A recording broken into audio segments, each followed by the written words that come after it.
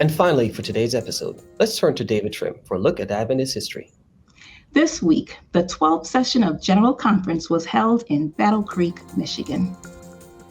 Welcome to This Week in Adventist History. On November 12, 13, and 14 in 1873, the 12th General Conference session met in Battle Creek in the U.S. state of Michigan. In the church's first quarter century, sessions were supposed to be held annually, but only 8 months had passed since the 11th session concluded in March 1873. This is the shortest interval ever between two sessions.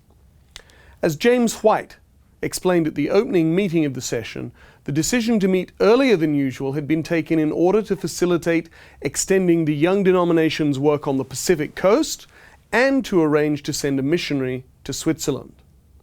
The tiny group of Swiss believers actually had a delegate present, Albert Vuillumière, the leader of the small Tramelin church.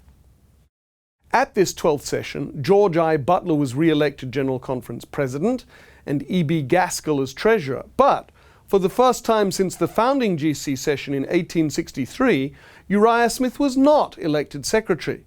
Instead, his place was taken by pioneer educator Sidney Brownsberger. But at the 13th session the following August, Smith was to return as Secretary. On November 17, 1860, Henry S. Shaw was born in the U.S. state of Illinois. Henry was converted at the age of 22, started literature evangelistic work at age 24, and married at the age of 28 to Celia Hicks. As a coal porter, Henry was so successful that in 1891, aged 31, he was put in charge of literature evangelistic work in the Illinois Conference, and the following year was ordained. Henry and Celia were then sent to the U.S. South, then regarded as a mission field, where Henry did pioneer evangelistic work. In 1896, he became the founding president of Oakwood Industrial School, today's Oakwood University. Shaw, who you see in this photo, later served as president of the Minnesota Conference for 3 years, then as first superintendent of the Saskatchewan Mission in Canada, and as second president of the Western Canada Union Conference. He found the winters too harsh and at his own request was called to pastor in California.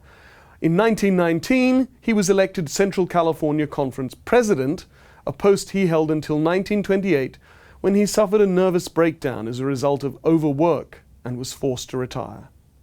Henry Shaw died on October 5, 1931, as the result of a car accident. That was This Week in Adventist History.